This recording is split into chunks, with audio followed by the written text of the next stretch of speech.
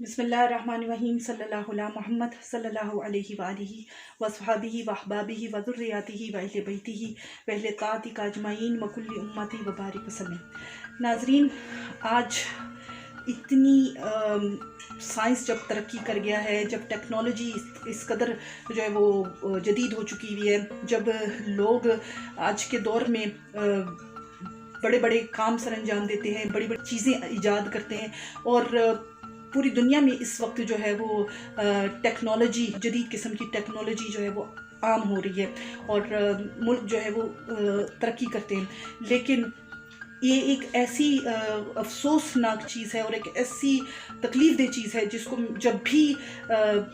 دیکھتے ہیں اور سوچتے ہیں تو دل ایک طرح سے خون کے آنسو رو رہا ہوتا ہے کہ پاکستان، ہماری جان، ہمارا ملک، ہمارا پاکستان آج بھی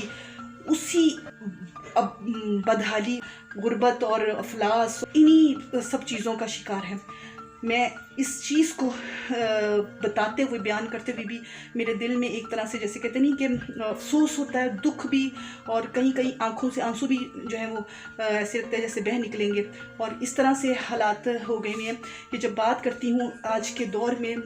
پاکستان کی صورتحال کی، موجودہ صورتحال، موجودہ ملک کی جو حساب ہے، جو ہمارے ملک میں جو ناقص انتظامات ہیں، اور جس طرح سے لاقانونیت ہے، جو معاشرے میں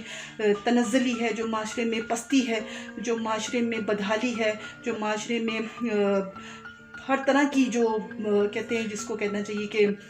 غیر اخلاقی چیزیں ہیں جو ہمارے معاشرے میں آج عروج پکڑ چکی ہیں، جب میں ان کے بارے میں سوچتی ہوں، بات کرتی ہوں تو میرا دل کٹتا ہے، میرا دل خون کے آنسو ہوتا ہے جب میں اپنے ملک کو اس بدترین صورتحال میں دیکھتی ہوں، جہاں بجلی ختم ہو گئی ہے پورے ملک میں، اور لوگ جو ہیں وہ بجلی نہ ہونے کی وجہ سے اموات کا بھی شکار ہو رہے ہیں آئی سی یو میں، اور انہیں مکمل طور پر جب علاج کی